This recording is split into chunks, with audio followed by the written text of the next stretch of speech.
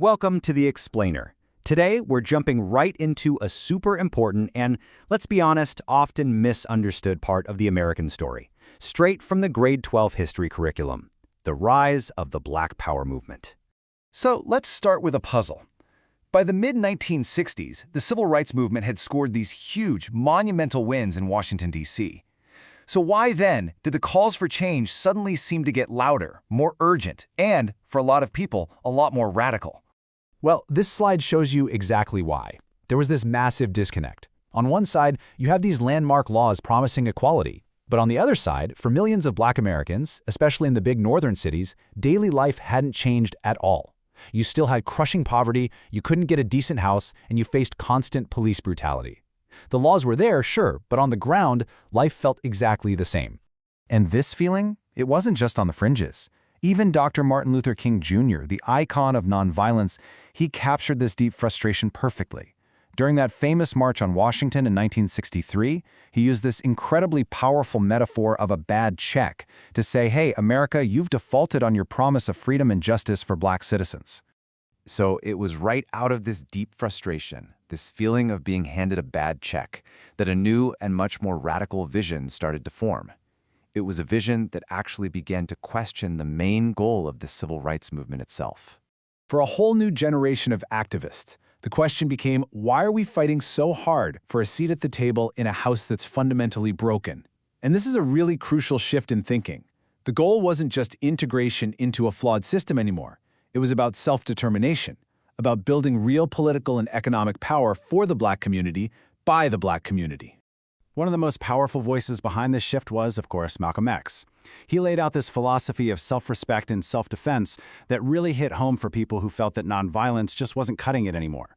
His famous phrase, by any means necessary, was a direct challenge to the way things were, basically arguing that Black people had every right to protect themselves and get their freedom however they had to do it. Then, in 1966, an activist named Stokely Carmichael, who later became known as Kwame Ture, he's the one who gave this movement its name. When he started chanting Black Power, it wasn't just some empty slogan to get people riled up. No, it was a very clear, very defined call for Black people to come together, run their own organizations, and really take control of their own future. So here's the absolute key takeaway. Black Power was a complete philosophy. It wasn't about tearing things down, it was about building things up. It was about creating independent Black institutions, developing economic self-reliance, and fostering this deep sense of racial pride that had been systematically stamped out for centuries. And you could see this philosophy explode into the culture, maybe most famously with the Black is Beautiful movement. This was a cultural revolution, plain and simple. It was about consciously rejecting the idea that only European features were beautiful, embracing natural hair, and celebrating African culture. This was so important because it was about psychological liberation, freeing your mind, not just your body. Okay, so we've talked about the philosophy, but what did it look like in action, on the streets? Well, that brings us to the most famous and maybe the most controversial organization of the entire era, the Black Panther Party.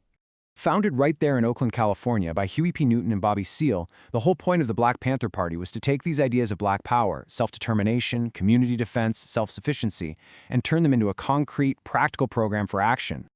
The Panthers had this really clear two-part strategy. The first part is the one everybody knows about, self-defense. They would openly and legally carry weapons to patrol their own neighborhoods and watch the police. But the second part was just as important, if not more so, community service, through what they called their survival programs. You know, these survival programs are such a critical part of the Panther story, but they often get overlooked. We're talking about free breakfast for school children programs that fed thousands of kids every single morning. They ran community health clinics with free medical care. They even started liberation schools to teach the Black history that was left out of the official school books. They were literally building the society they wanted to see, right then and there. So what was the end result of all this? How did the Black Power movement actually change America and, really, the world? Let's break down the short-term gains versus the long-term impact.